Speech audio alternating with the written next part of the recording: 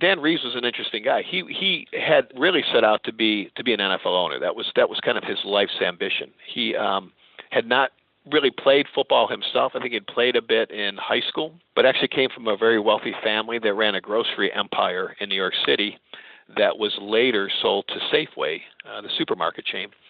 So with his proceeds that the family got, Dan Reeves decided he was going to do two things. He was going to buy a seat in the New York Stock Exchange because he worked in the stock market, and he was going to buy an NFL franchise. And he had been setting his sights for some time, as I mentioned, to buy a team. He had made overtures to buy the Pittsburgh Steelers and had been turned down. He had made overtures to buy the Philadelphia Eagles and was turned down. So when the Rams quietly came onto the market in early 1941, he leaped at the opportunity. As he very freely said later, he said, "I didn't buy them because they were in Cleveland. I bought them because it was an NFL franchise." Welcome to Good Seats Still Available, a curious little podcast devoted to exploring what used to be in professional sports. Here's your host, Tim Hanlon. All right, everybody, let's do this. Hi, Tim Hanlon here. Thank you for joining me.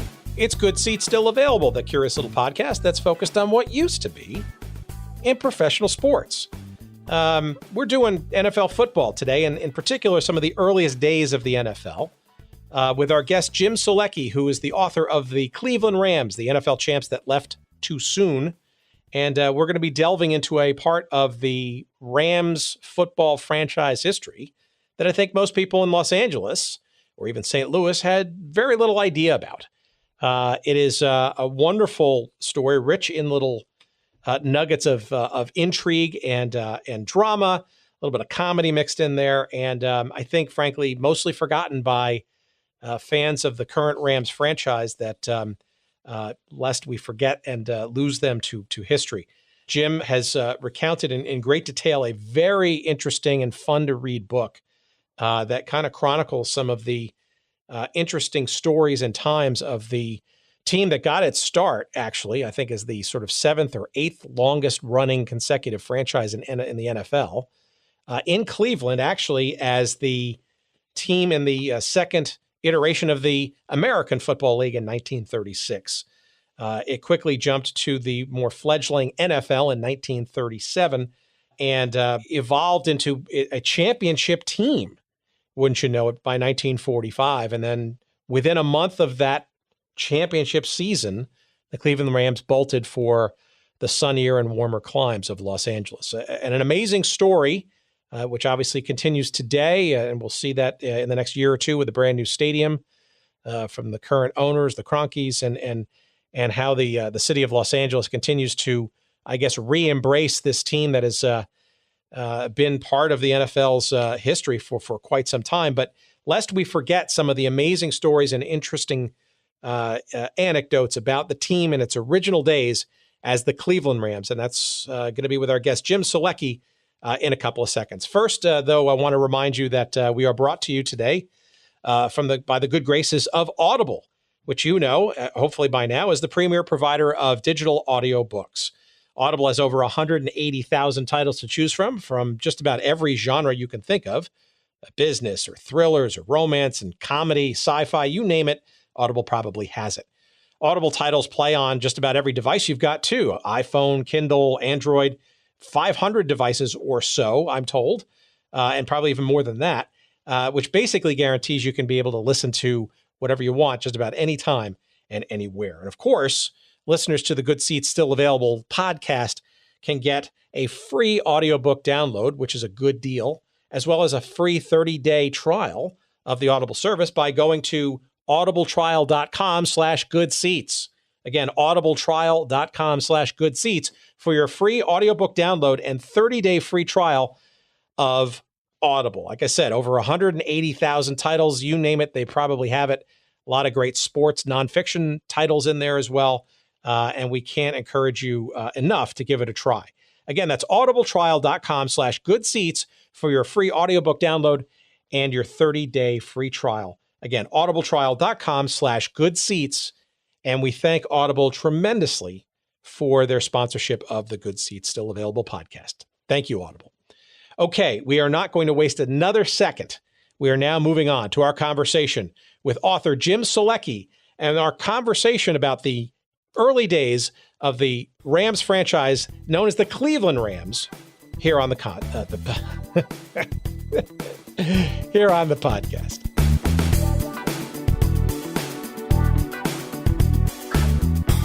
I guess, Jim, the first, best, and most obvious question is your background and how you even came into becoming interested in the origins of what is now a arguably very successful and long-lasting NFL franchise. Now, I guess this week in Los Angeles, but got its start in Cleveland. How did you come across the story in the first place, and what interested you enough to devote significant time to writing a book about the origins of the team?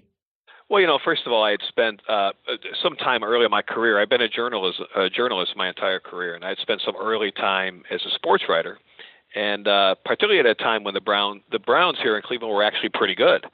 And I knew vaguely of the Rams around that time. I really knew, honestly, three things. I knew they had won the 1945 NFL championship. I knew Bob Waterfield was their quarterback, married to Jane Russell, who, of course, was on a par with Marilyn Monroe in Hollywood at the time. Sure. And I knew that the team moved to L.A. and became the Los Angeles Rams, and that was really about it. And as I mentioned, I think in the early part of the book, my business travels had taken me to St. Louis back in 1995. And as right around that time, of course, Art Modell was making noise. He's going to move the Browns out of Cleveland, and of course, then the Rams moved from Irvine to over to St. Louis, and so all the people in St. Louis were quite excited about that. Where here at the same time, here's Cleveland losing a team. And I asked a number of people in my travels there. I said, "Well, that's great that you guys got the Rams. You know where they're from, right?" And they invariably would say, "Right, Los Angeles." And I would say, no, actually Cleveland. No. So that was really a lot of the motivation. And what really kind of catalyzed it was that in 2014, League Park here in Cleveland was reopened. It's the historic home of the Indians, dates to the 1890s, one of the few old ballparks really still remaining. And I had noticed that in the coverage of this renovation and reopening of League Park, a lot of mention about the Indians, a lot of mention even about the Cleveland Buckeyes of the Negro Leagues who played there, a lot of mention of the Browns who ended up playing there after the League Park had kind of was closed to regular season games, so the Browns started practicing there, but nary a mention of the Rams. And that was really the catalyst in 2014. And I began to do some research. I thought, of all the sports books out there, certainly there's got to be a book on the Rams, on the origin story of today's Rams. And I was astounded to find that there was really nothing. So it was really just the impulse to sort of fill that gap and get that story told that really drove me. Well, and that's interesting because that is a good chunk of why we've been sort of getting this podcast up and running.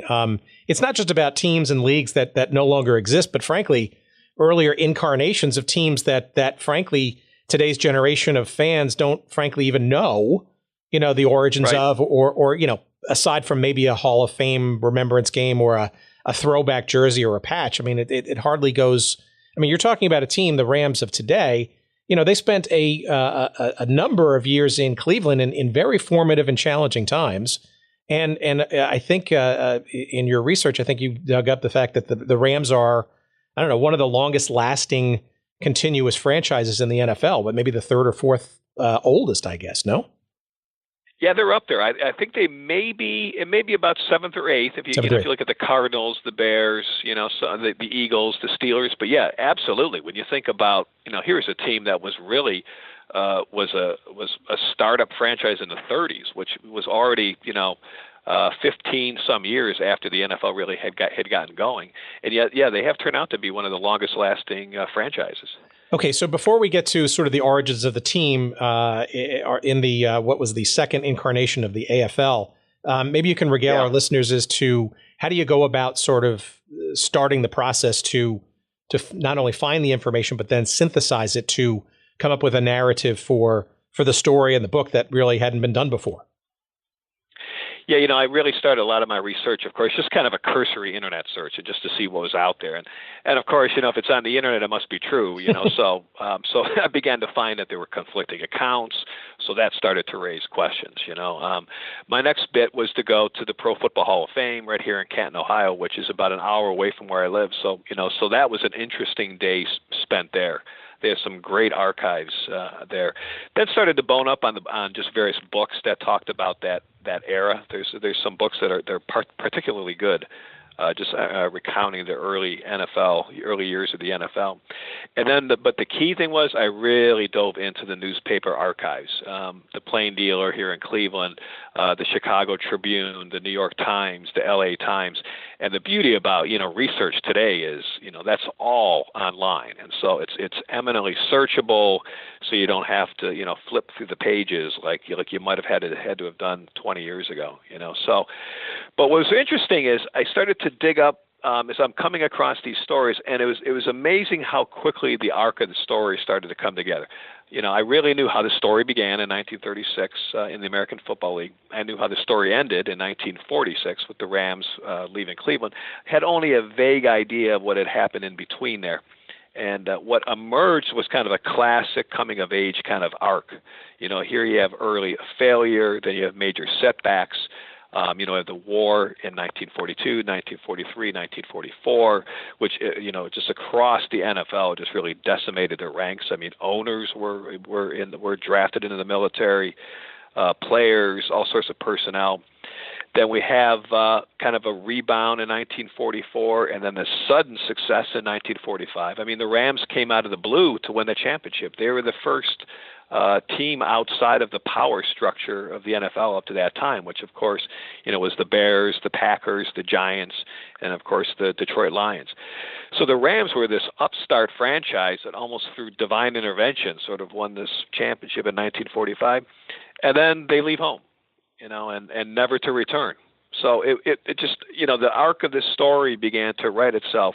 And then sort of that postscript then when they went to L.A., and then the interesting stories that developed there, that allowed them to get into the L.A. Coliseum and into Los Angeles. It made for just a beautiful sort of way to kind of wrap the story, up and kind of bring it into the kind of the present, the modern era of the NFL.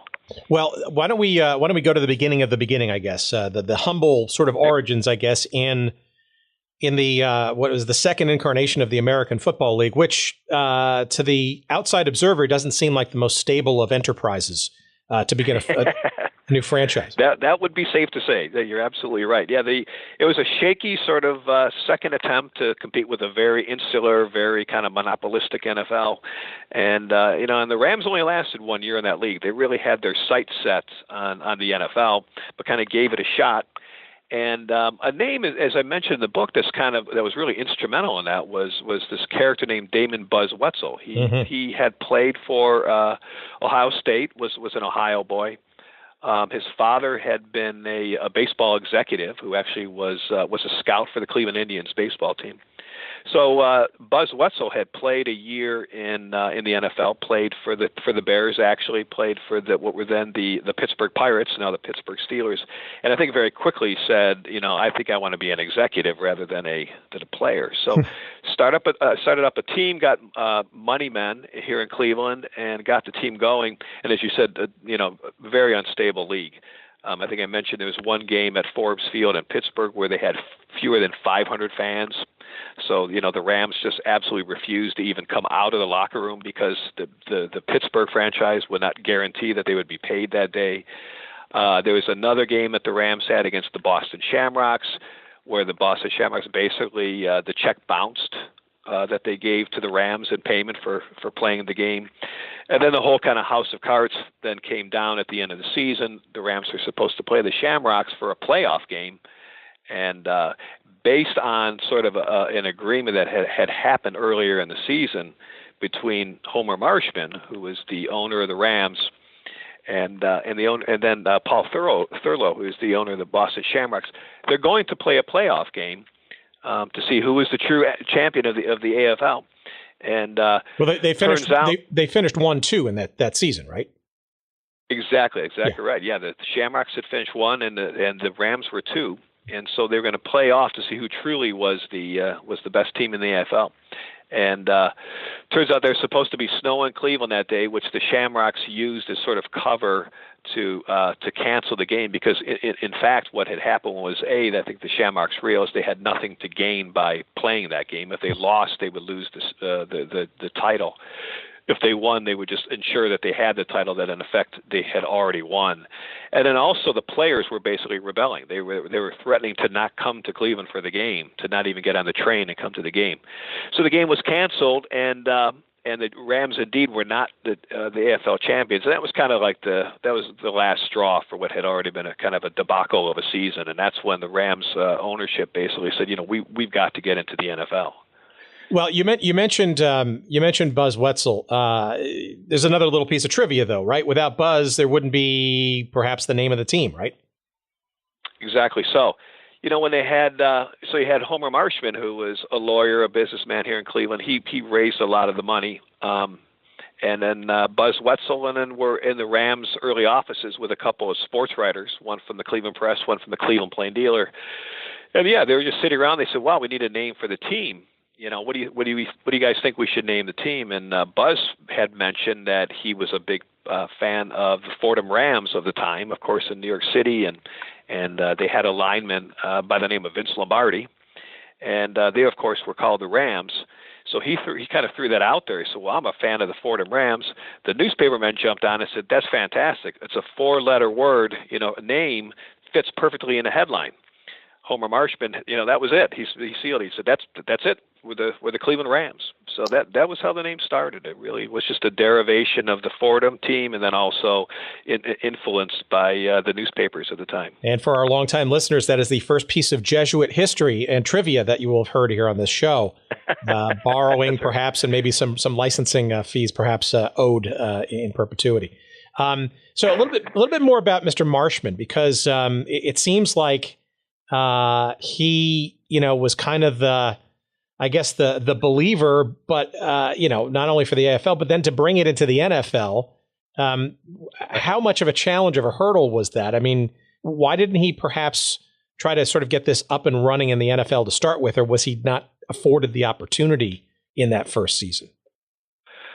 I don't think he was afforded the opportunity in that first season. There was some shifting in the franchises that kind of enabled that kind of opened up that 10th opening in the NFL that created that opening in 1937.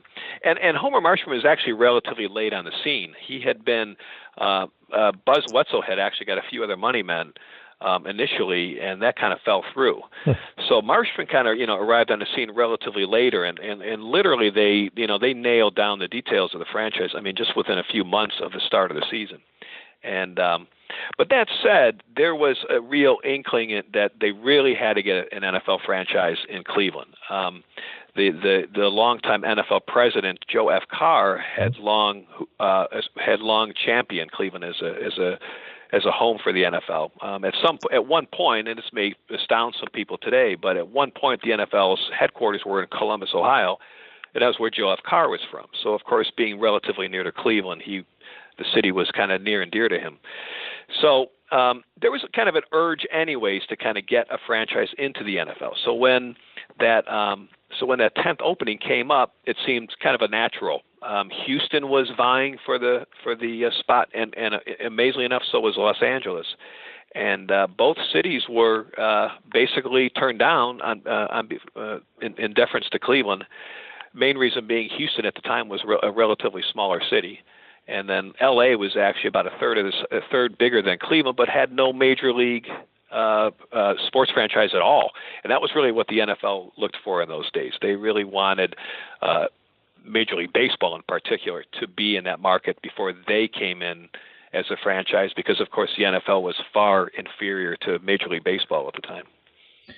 And so what changed though that allowed them to come into the NFL for that next season then?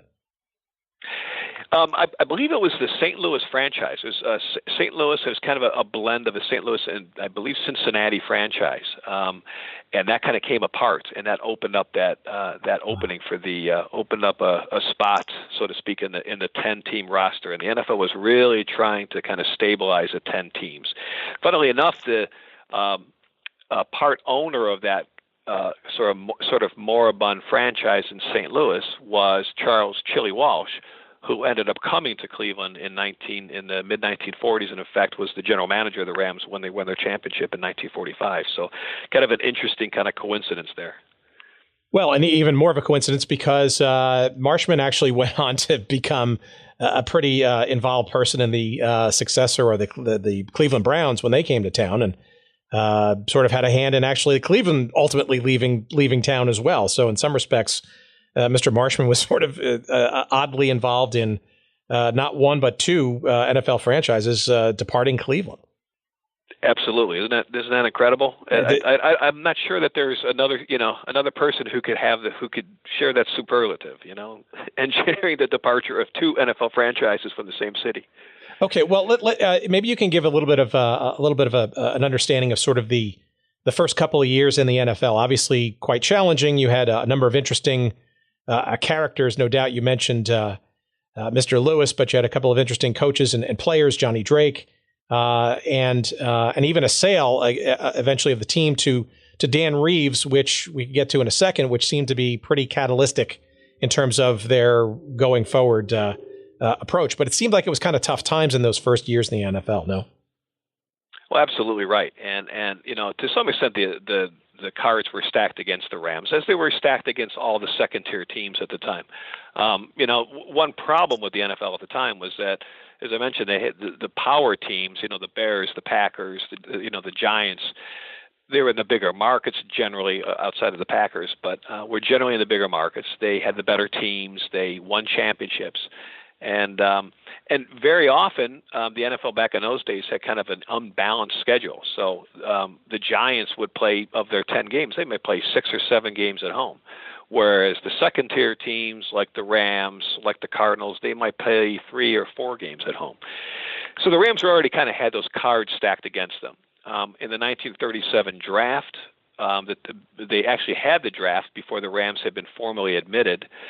So I mentioned that Joe F. Carr, the NFL president, actually did the drafting for the Rams, for the team that would become the Rams. And interestingly enough, the draft then, the incoming team drafted not first but last. So here we have the Rams are already kind of hobbled right from the start. Had they had the first pick in the draft, Sammy Baugh was his name was in that year's draft. So I kind of muse on that just a bit. Had they had, like today, where the worst team or the incoming team had the top pick, they might have ended up with Sammy Baugh as their quarterback. So yeah, they struggled in those early years, like almost any expansion team. Johnny Drake came in from Purdue. He was the guy who Joe F. Carr actually drafted, and came in, and I mean, it was just a running back, a tough running back, but I just got absolutely beat up. It was just a classic case that we see in expansion teams where, the one high draft pick is kind of sent to the Lions and expected to kind of, to carry the team. So, yeah, it was some thin gruel in those early years for the Rams, 37, 38, 39. So why do you think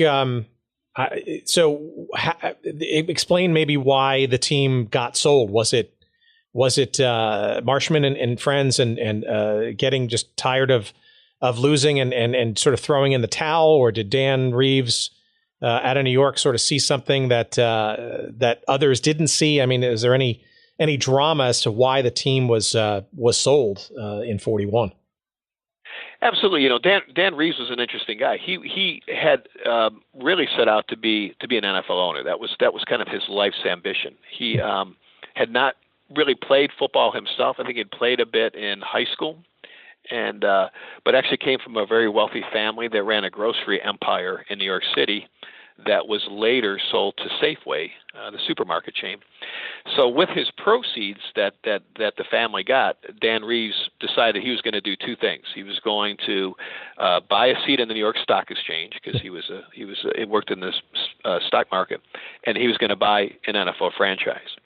And he had been setting his sights for some time, as I mentioned, to buy a team. He had made overtures to buy the Pittsburgh Steelers and had been turned down. He had made overtures to buy the Philadelphia Eagles and was turned down.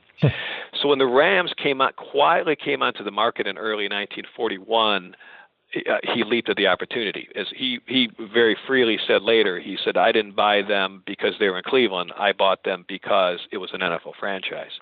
And that was kind of the beginning of younger money men beginning to come into the NFL. It was just beginning to move away from the early years of the George Hallases and the Maras and, the true, in some respects, the kind of the almost kind of streetwise sort of owners, many of whom had been players themselves. Now, simultaneously, the team came on the market because there had been a whole coterie of investors in Cleveland who had put money into the team, and none of them had played a single down in the NFL. A number of them had played college football. Many of them, including Bob Grease, who later helped to start the Browns, had never played a down of football in his life. They did tend to meddle in a lot of on-field decisions.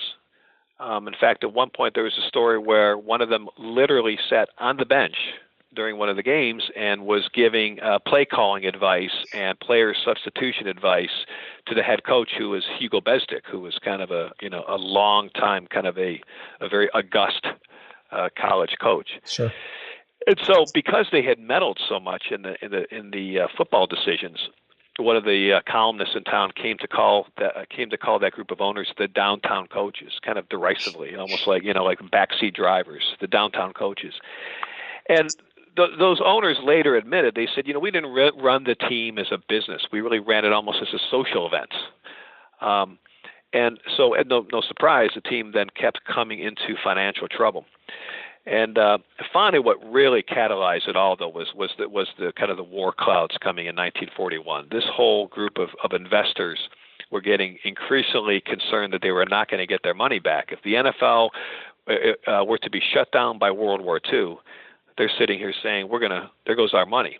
And so they quietly put the team on the market, and Dan Reeves kind of poised, just ready to snatch the team up.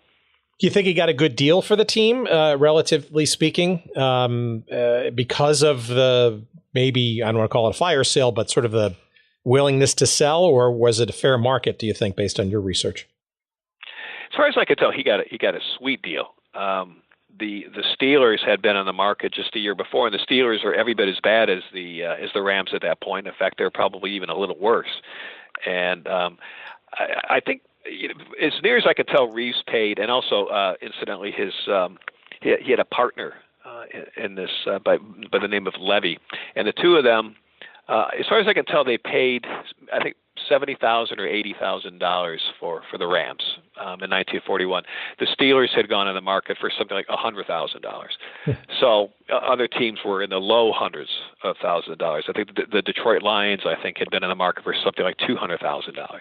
So Reeves really got a sweet deal. He was a heck of a businessman by all accounts, and I think he really negotiated pretty hard to get the team. The other thing that he did at the time was immediately was going to take the Rams and move them to Boston.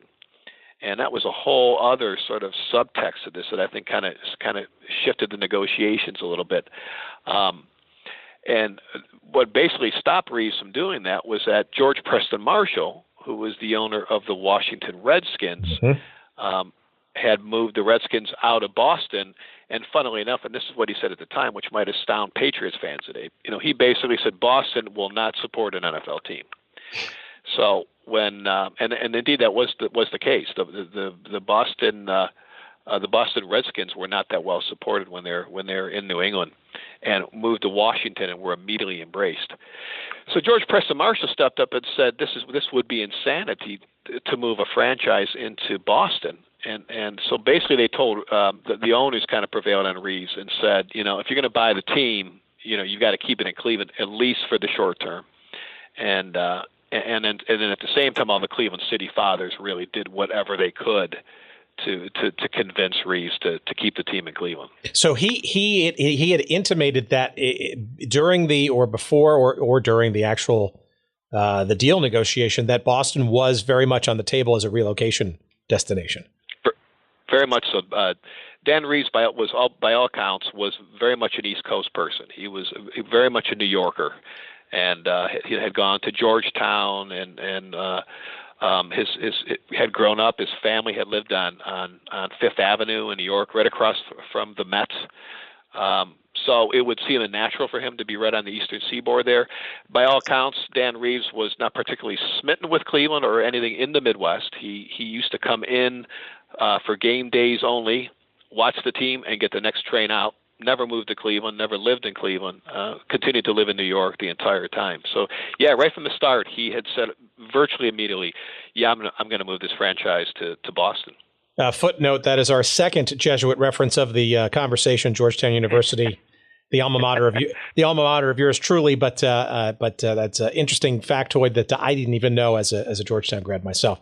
But that's neither here nor there, Jim. So, but it seems like that. Okay, so Dan Reeves comes in. The team somewhat. It seems like it stabilizes a bit, right? At least on the field, they're a little bit better than some of the seasons before, certainly the season prior to that, being 2-9, I guess, in 1941.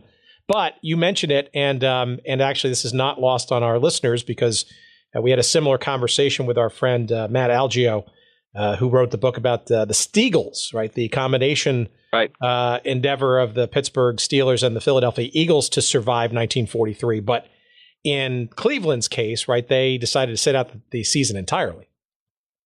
Exactly. Yeah, the franchise did stabilize, and not least of which because Dan Reeves was honestly, he was a better businessman. And another key element to that, I think, is that first they brought in Dutch Clark, who had been a head coach. Dutch Clark, of course, is in the inaugural class of the Pro Football Hall of Fame as a player, had won an NFL title with the Detroit Lions. And so he came in and brought sort of a level of professionalism to the coaching staff. And then in 1942, 1943, Chili Walsh came in, was an experienced football guy. And so he came in and really stabilized the franchise as well, started to scout for players, kind of any players who were off the radar. Was a very clever and actually probably way underestimated by history general manager. As I mentioned in the book, he drafted 3 future Hall of Famers in 2 drafts while he was with the Rams. So yeah, they got into 1943, and here's Dan Reeves. He's the youngest owner in the NFL. He was like 29, maybe 28, something like that. By this point he might have been 30, 31, and he's getting very concerned. Here in Cleveland, the Indians had just come off a terrible season in terms of attendance. Bob Feller had been drafted into the Navy. The Indians' attendance plummeted by like 200,000. I mean, players, as I mentioned, were getting drafted. Rosters are getting decimated. So Dan Reeves, I think, thought he was going to put his cards down first, and he basically said, we're going to disband operations for the duration of the war. And I think he honestly thought that the other owners would say, you're right.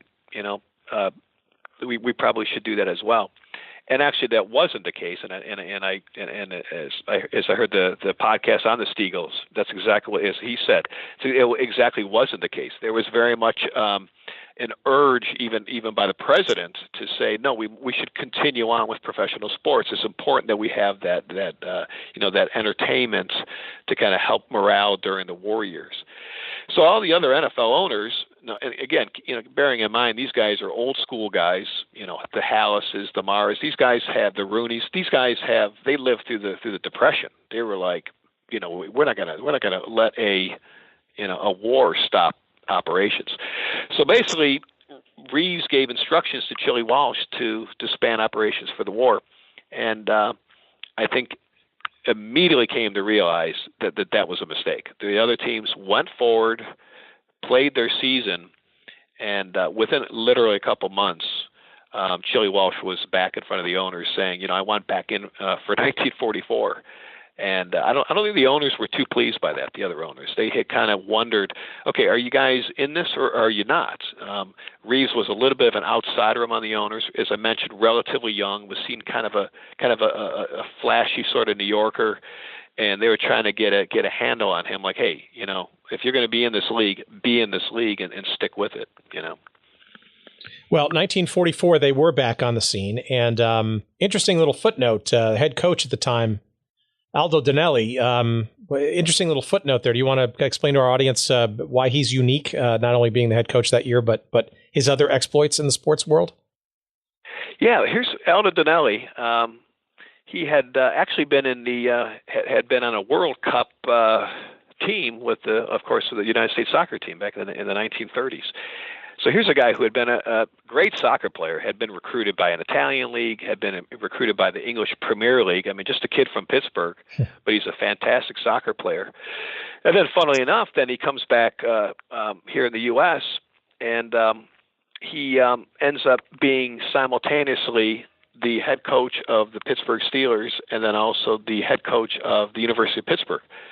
How does that happen? How do you get to coach a college team and a pro team at the same time? How's that? Good question. In fact, he did it for a very short time, and basically, I think the logistics of it were such that that as he said, he would go to practices in the morning for one team, and then get in the car and eat lunch and across town, and then coach the Steelers in the afternoon. Where this finally all came to a head was when the commissioner of the NFL basically just nailed him down and said, you got to choose one or another. You cannot do both of these. So much to his dismay, he basically resigned. I believe from the I think from the college, and then remained with the Steelers, and then ended up leaving the Steelers.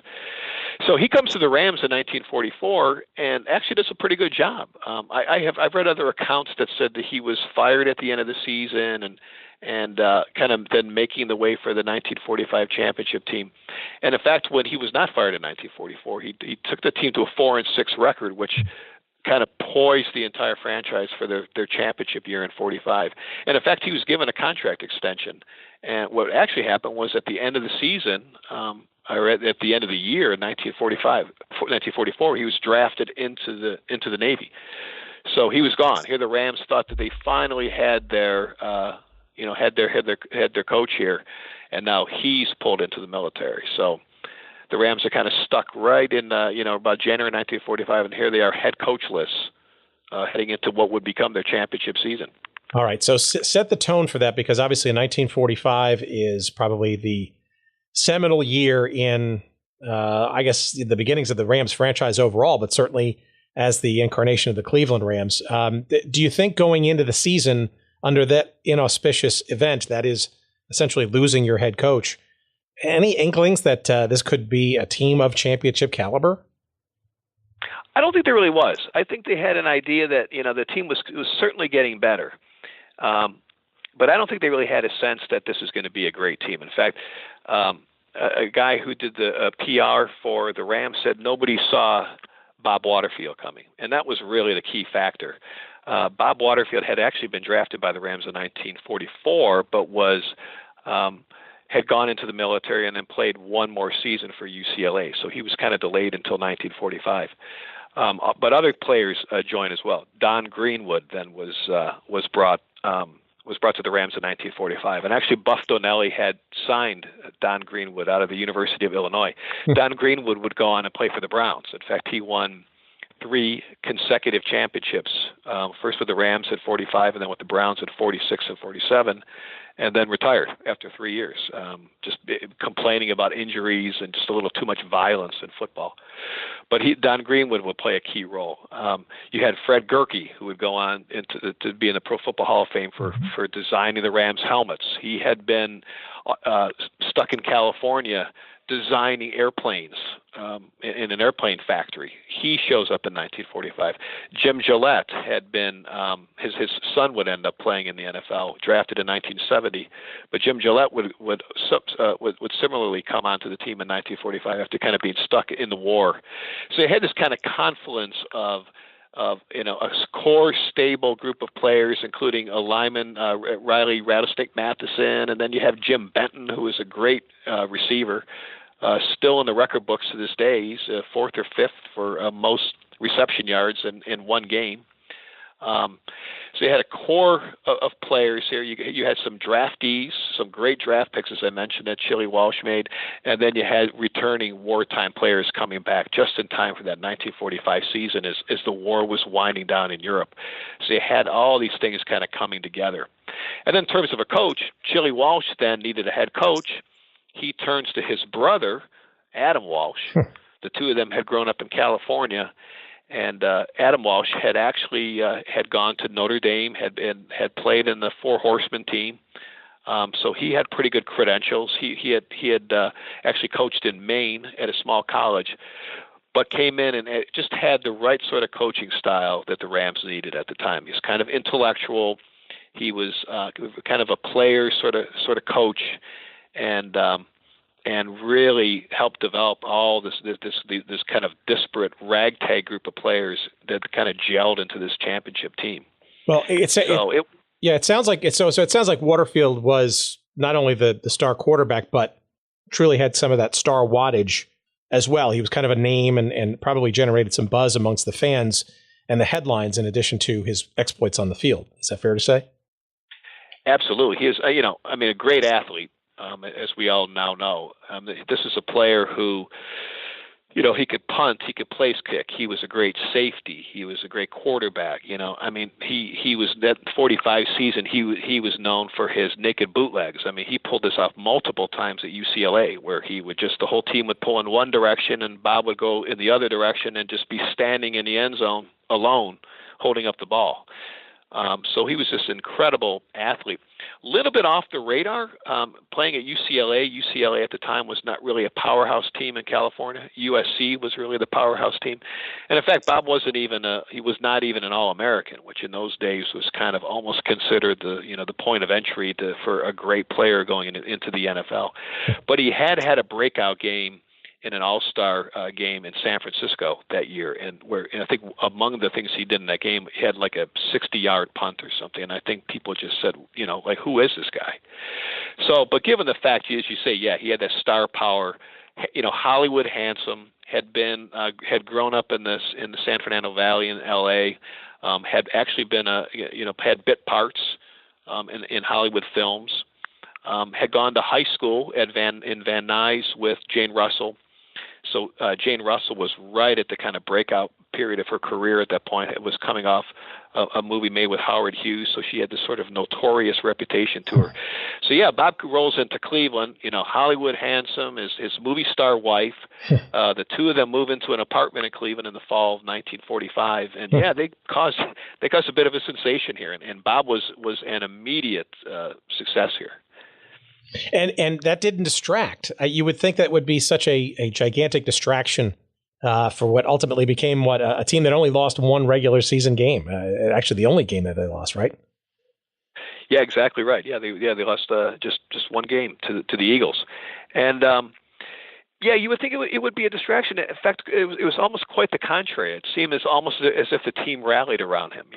Jim Benton, the receiver, had said, the end. He had said that after the Rams' first game, they had kind of an after-game gathering for the team and for the media, and Jane Russell pretty much had all the attention of everybody in the room, including the players, understandably. And I think they just kind of rolled with it. I think they thought that was kind of a great thing. The team just kind of seemed to have this spirit to them, that just kind of gelled that year.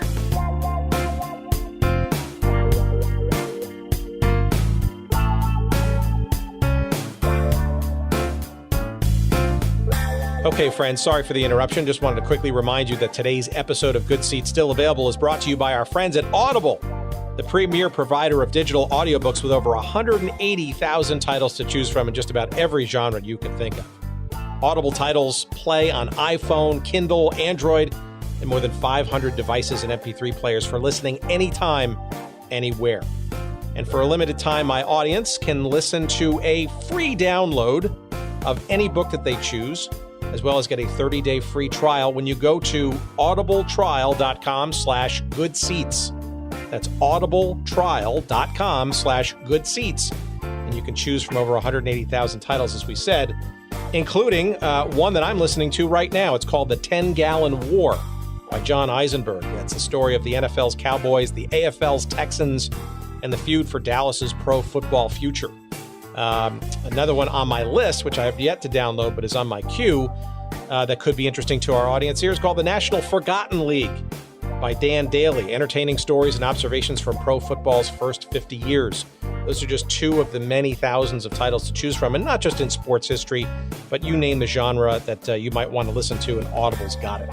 By the way, two guests perhaps that we'll have on the show, hopefully sometime soon. But again, go to audibletrial.com/goodseats for your free 30-day trial, as well as your free audiobook download to try it out for yourself. Again, that's audibletrial.com/goodseats. And now, back to our conversation.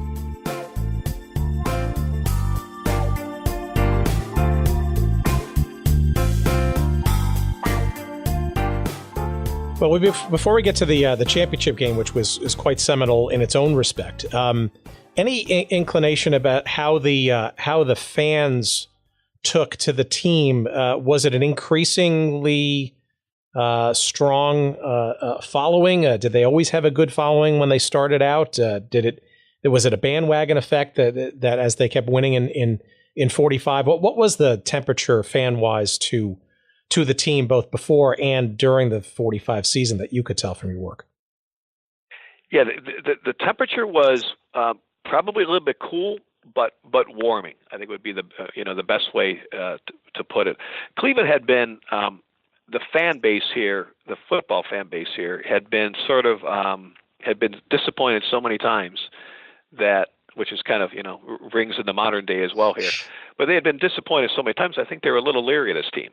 In fact, John Dietrich, who's a reporter for the Cleveland Plain Dealer, and he was kind of the witness to the team, probably had the closest firsthand knowledge of the team during its whole 10 years here. He said as much as too. He said, "Boy, this team looks fantastic, but then again, how do I know? I've been disappointed before."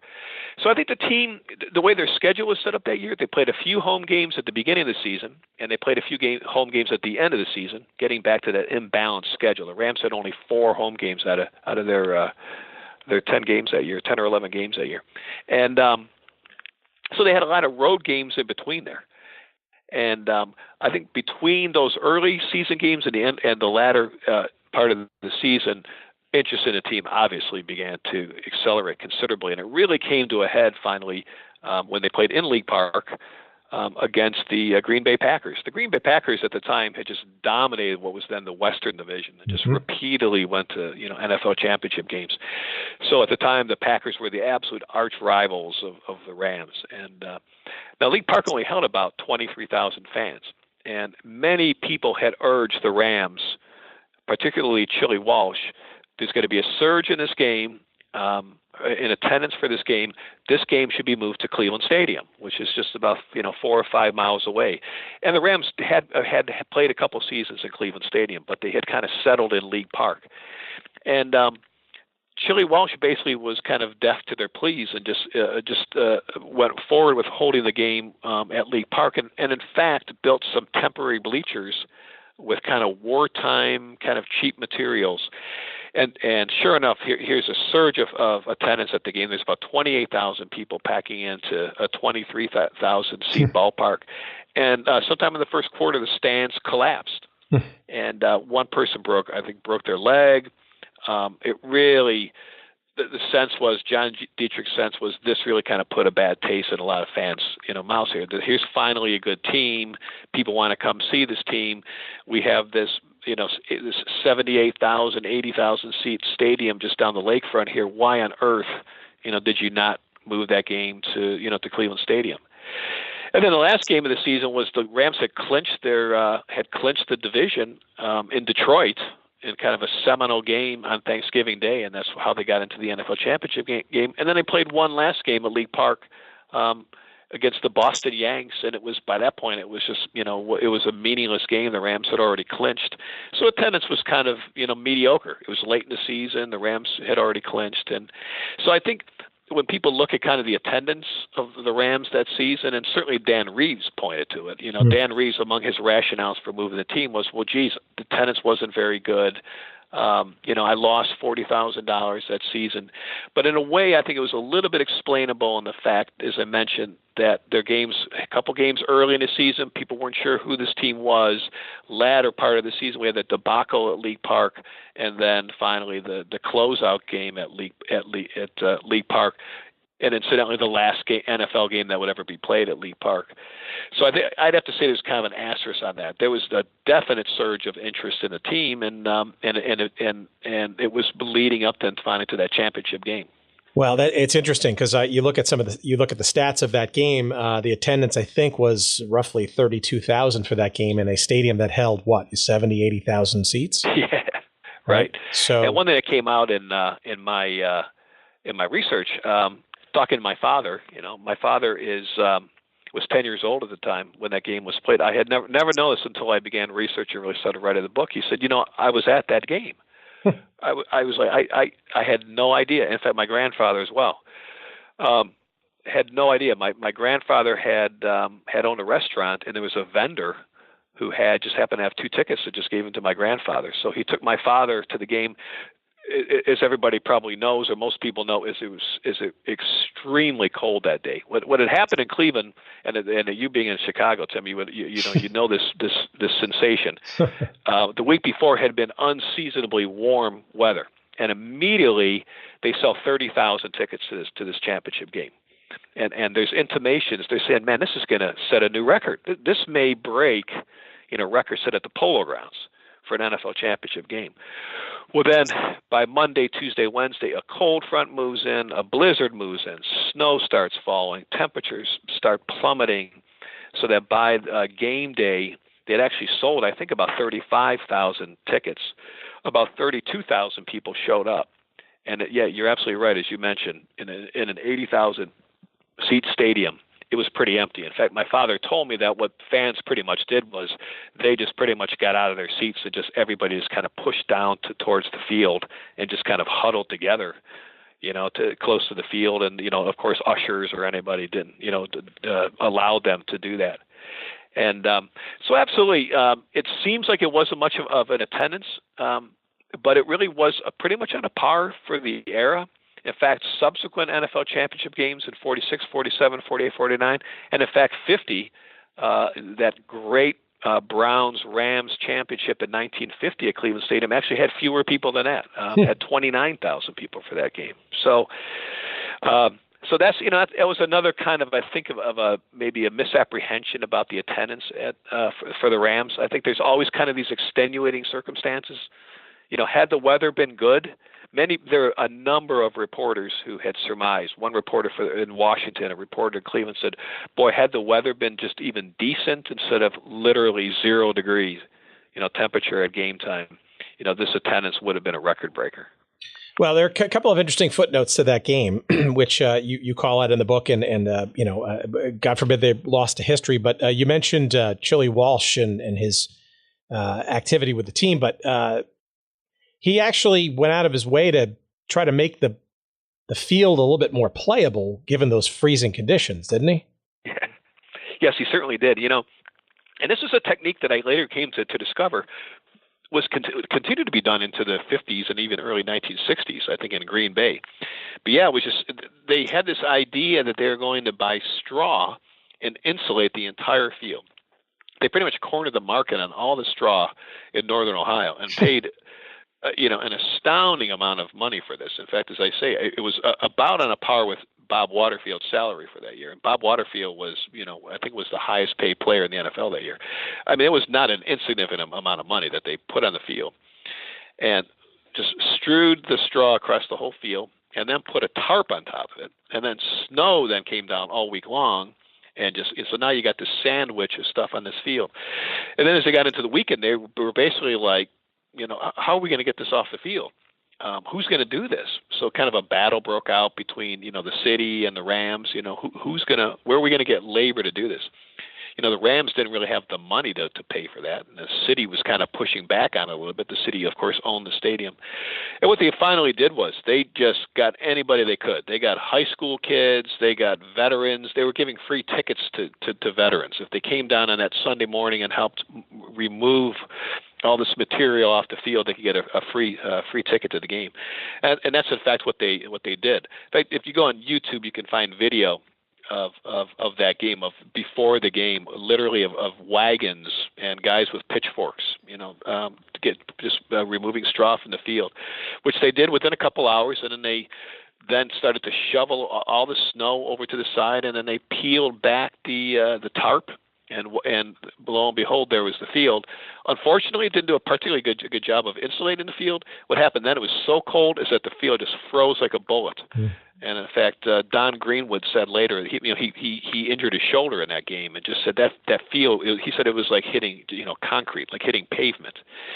So, well, according as I mentioned. Yeah, according to the records, the game time temperature, the start was -8 Fahrenheit, and I don't know if you have any research to show maybe if any wind or any wind chill was on top of that, but that's up until that time that was obviously the coldest championship game, and I'm sure it's been rivaled by the Ice Bowl and whatever, but it's probably in the top 5 in terms of all-time coldest championships in NFL history for sure. Yeah, no, I agree, and it was. I think it's only because of the lack of reliable sort of meteorological data at the time that I think the league doesn't truly acknowledge it as one of the coldest games of all time. But yeah, it was cold. As I mentioned, my father was there, and being 10, that's among the things he remembers. That's what first came to his mind was, oh my God, was it cold? It was so cold that some of the people had straw and brought it up into the stands and were setting it on fire to warm themselves. So my grandfather actually was concerned about that, and it was trying to get my father to stay away from the burning straw in the field. And as I think I also mentioned in the book, this would come to no surprise to anybody who has ever been familiar with Cleveland Browns fans, but there was a fair bit of alcohol that had been consumed through the course of the game as well. So can't imagine. It made for an interesting scene. Cannot imagine how that would have worked. All right, before we get let's remind our listeners that the game was pretty darn close, and it was the Rams against the Washington Redskins. And do you want to get into the safety, the 2 points in the first quarter that became a gigantic issue and longer lasting in the league beyond just the decisioning of that championship game? Yeah, absolutely. So, at one point the Redskins were backed up in their own 2-yard line, and it was, as was very common in those days, they would their first plan was to elect a punt just for good field position. So Sammy Baugh also was the punter. So the first play, lined up, got the snap, was going to punt, and then tried to throw to his right. And kind of a fake, and the ball just kind of then floated to the ground. It was also, as you mentioned, it was very windy in the game. So it was second down. So I think they got an intentional grounding penalty. So now they're backed up even further. Now the Rams are backed up, the Redskins are backed up with their backs to the part of Cleveland Stadium that would later gain infamy as the dog pound. So they're right backed up against the stands there. And on the next play, then, Baugh takes the snap, immediately fires to his left, and as far as we can tell, a breeze or wind or something carried the ball, his pass, right into the upright of the goalpost. And the ball bounced off the goalpost and bounced back into the end zone. And literally the game stopped. As my father told me, he said, we had no idea in the stands what had happened. People on the field didn't know what had happened. People in the press box didn't know what had happened. The officials gathered and conferred and basically said, "Well, this is a part of this is in the rule book that if a ball hits the goalpost and bounces back into the end zone, it's an immediate safety." Of course, today it would be a dead ball, and of course, then that rule change came right after this game because it's the so-called Marshall ball rule that says that any ball hitting the goalpost then becomes just a dead ball. But in this case, it was ruled a safety. So immediately the Rams are up 2-0. Now, an interesting side note to that is that both Sammy Baugh and also one of the receivers on the Redskins absolutely have claimed that that the receiver would have been wide open. He was running down that left sideline, and that would have been an easy touchdown. Hard to say. As I mentioned in the book, I kind of studied the film pretty intensely, and you could kind of see the receiver kind of going down that left sideline. But Bob Waterfield was a fantastic safety, and he was just a couple feet behind this receiver. And in fact, he made a few other great plays. He had a touchdown-saving tackle late in the game. So it's kind of hard to say, whether indeed that was the case. But as it were, the Rams were up 2-0, and that would end up being the decisive margin in the game. Was there? Do you know if there was a formal protest lodged against the game by the Redskins owner Marshall? I don't know if it was a formal protest, but it certainly was a move to change the rule. To change the rules, yeah, absolutely. So, and I think we have a pretty good sense that it stuck in his craw pretty well after that game. The final score of the game was the Rams won 15-14. So that ended up being the as I mentioned, the decisive play of the game. All right, so then Cleveland are champions, and how does the city react, and does that seem to bode good feelings and a burgeoning future for this team after that game? Absolutely. People were very optimistic. As they headed into New Year's Eve, there was much talk of, wow, next year we may have two football champions in this town, because of course the Browns were starting up at that time in the All-America Football Conference. So they were, and the Browns were looking to be pretty good. They had hoped to start in the 1945 season, the All-America Football Conference, but the war had delayed that. So yeah, there was very much a feeling that here we're going to have two teams, two potentially championship caliber teams in Cleveland in 1946. And then another interesting factor that happened, and right after the start of the year, all three of the newspapers in Cleveland then went on strike, and pretty much from early January until early February. And that was when Dan Reeves, in fact, announced that he went to the NFL annual meeting in New York and announced that he was moving the team. And that news never was ever published in Cleveland at the time that it happened. And as I mentioned in the book, I just wonder how much of that had a dampening effect. I mean, the newspapers of the era were pretty much, that was the main medium at the time. Of course, There was radio, but there was really never a chance to really take apart what had happened. There was never an opportunity for a public rallying point. And there was a lot of discussion of professional football in newspapers of that era. A lot of kind of other opinions notwithstanding, there was a lot of ink that was spilled on the Rams when they were here, and it just kind of shut down discussion when Dan Reeves moved the team. Do you think that Reeves had it in his head even before that championship season that he was going to move the team at least somewhere else other than Cleveland, and in particular Los Angeles? Or do you think he kind of grew into that belief or idea? I think it'd be a safe bet that by that final year, he was pretty convinced he was going to move to L.A. There was one thing I report in the book is that about a year before they moved, the Rams attempted to hire a coach from the Chicago Bears, and they basically told him, they said, well, we noticed that you may be able to get a factory job in Los Angeles. And I'm sure the coach was kind of like, well, I'm not sure why you're telling me this.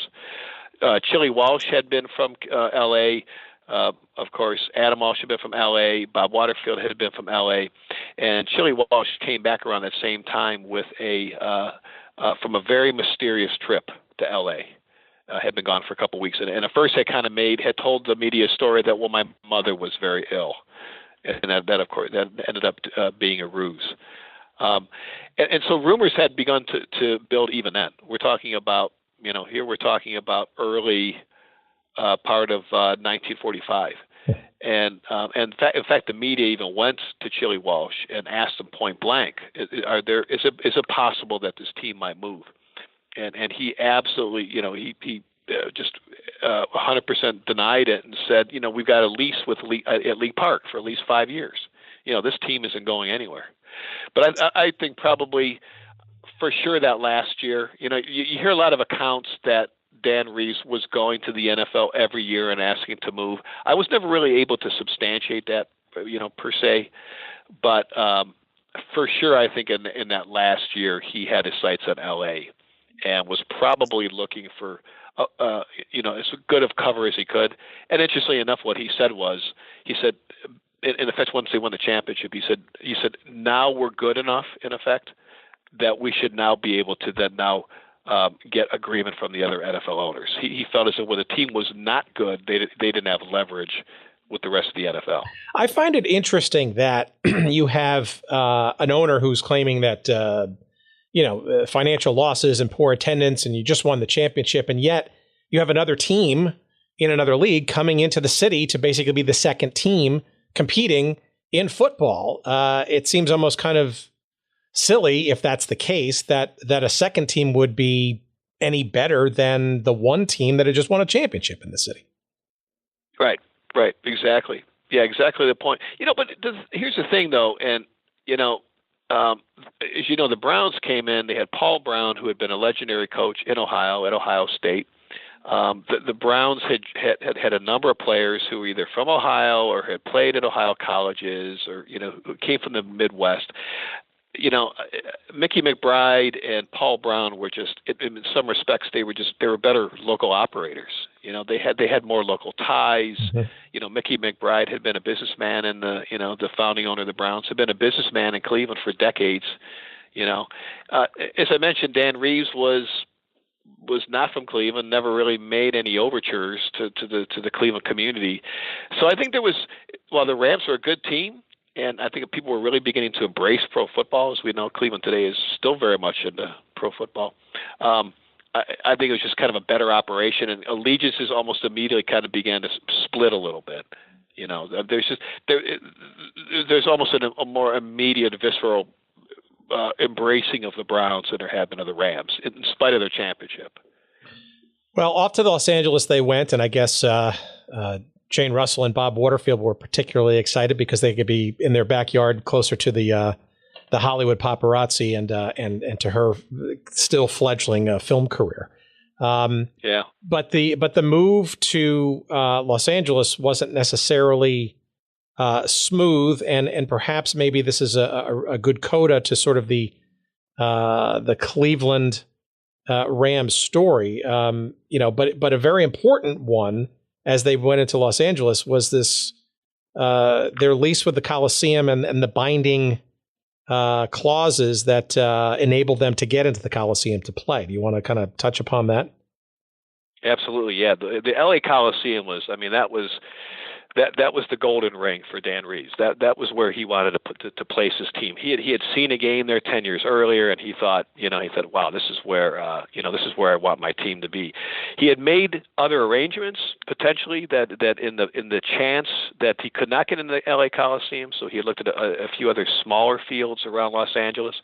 But he wanted that Coliseum. And I think they thought that they were going to kind of get in there pretty quick, he and Chili Walsh. What they hadn't reckoned with was that, the LA Coliseum had not had professional football there for 20 years, mainly because USC had almost kind of came to almost monopolize the stadium.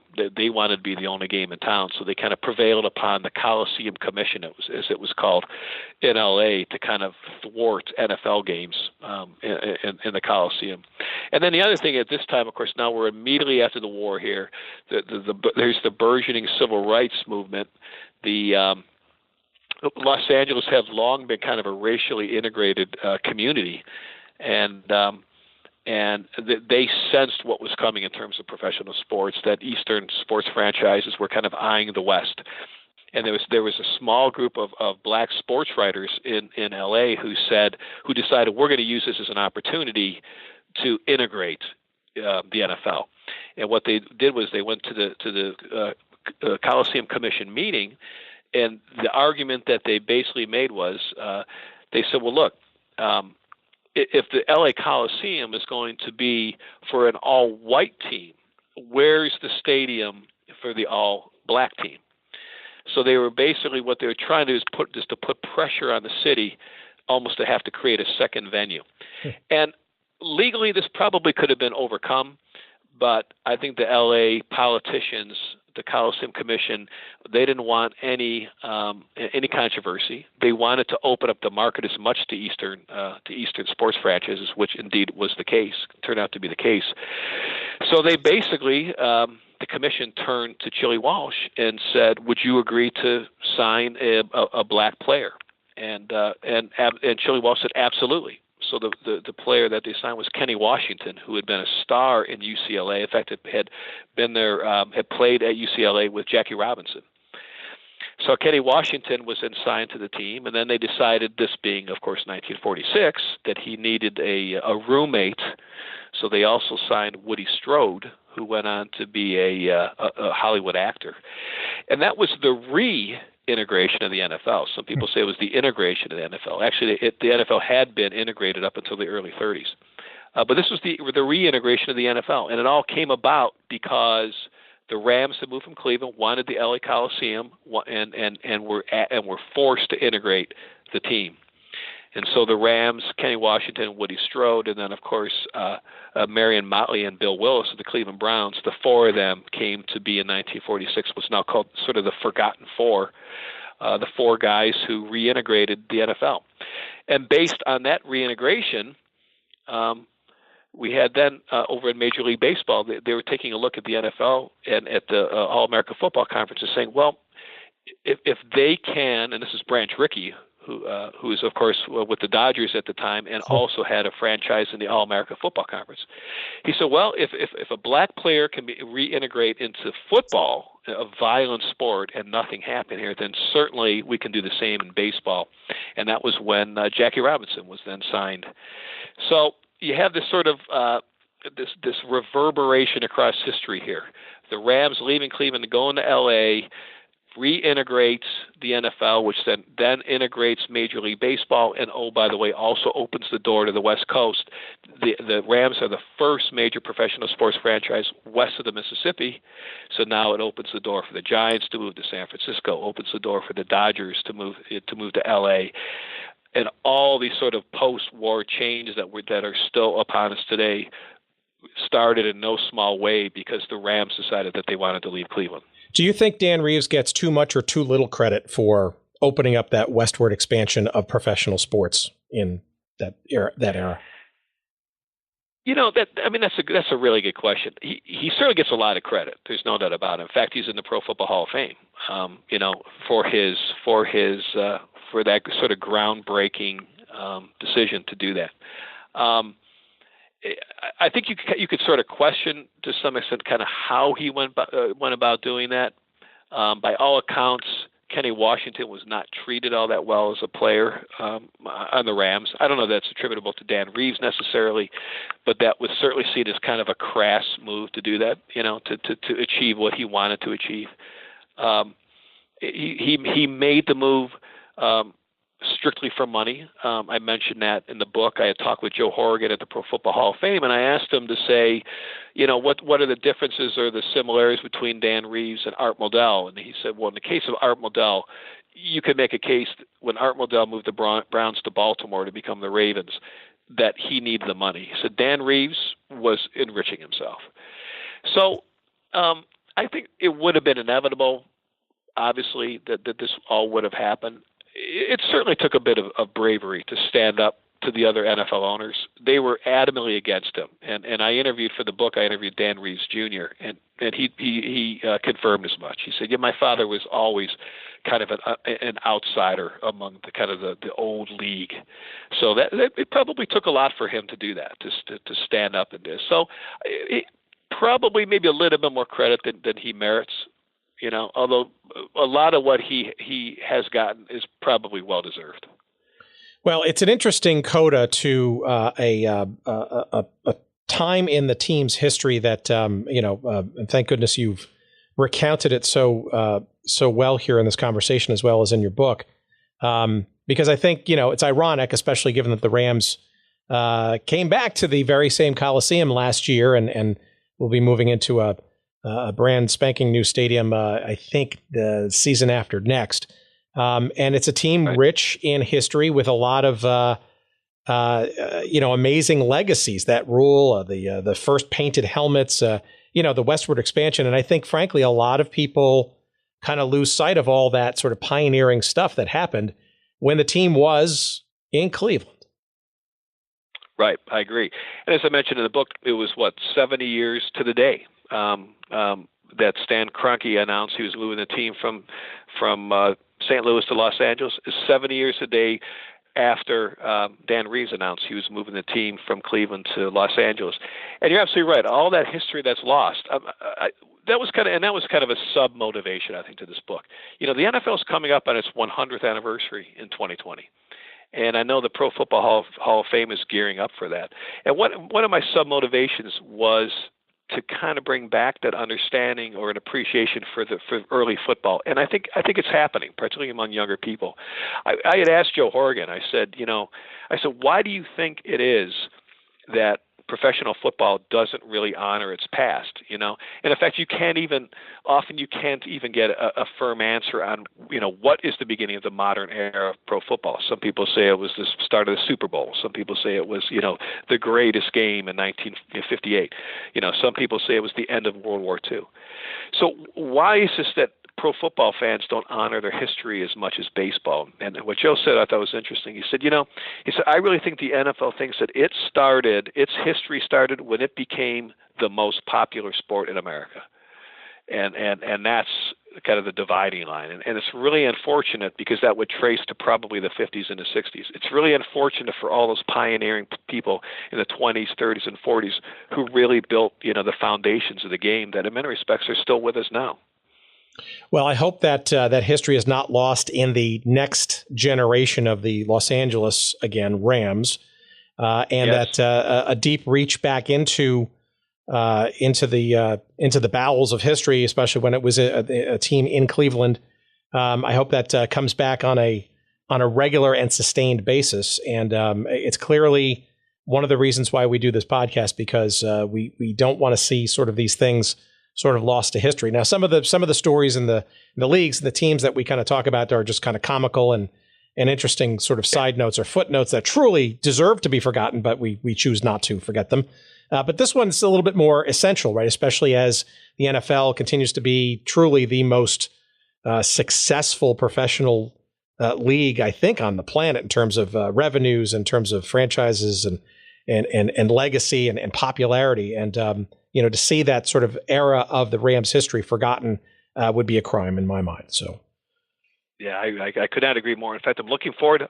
I've become kind of a fan of the Rams as well. I'm heading out this fall to the LA Coliseum to see them play. So, yeah, I'm looking forward to the revitalization of their franchise as well as the Browns simultaneously. These are two great franchises. That very historic franchise. So it will do everyone, I think, the whole league well if we can see kind of a revitalization of both of them. Well, if you're a fan of the Rams of today, or even if you're not a fan of the Rams today, the book by Jim Sulecki that you do want to read is called The Cleveland Rams, The NFL Champs That Left Too Soon. It is published by McFarland. You can find a link to it on our website, goodseatsstillavailable.com, and you'll see the link from when we post the episode. But you can also go to Jim's website, which is very cool and very well done, and a lot of interesting background on the team. And the book, that's Cle Rams, that's CLERAM as in Mary S, CleRams.com, and immerse yourself and then buy the book there as well. Jim Sulecki, I want to thank you tremendously for spending all this time with us and talking about the book, the team, and I can't thank you enough for being part of our little fledgling podcast. Well, thank you, Tim. It's been great. Thank you very much, and it's been fun. Thanks for having me on.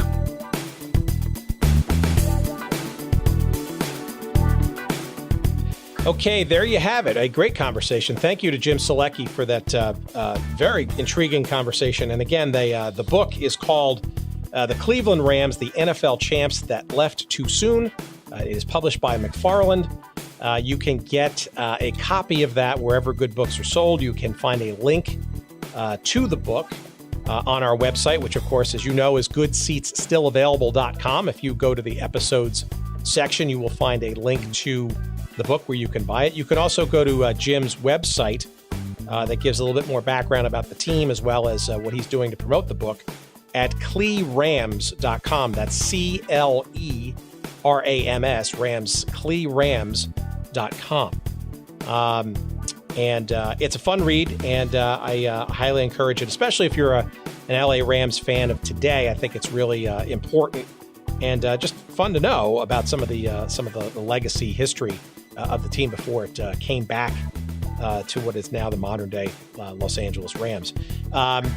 So So a couple of quick notes. Again, if you want to find out what's going on with the website in general, again, the good place to go to for that is our website. That's goodseatsstillavailable.com. You can sign up for our email news list there. You can send us email with your suggestions or your commentary. You can please indeed follow us on social media. You'll find us on Twitter at GoodSeatsStill.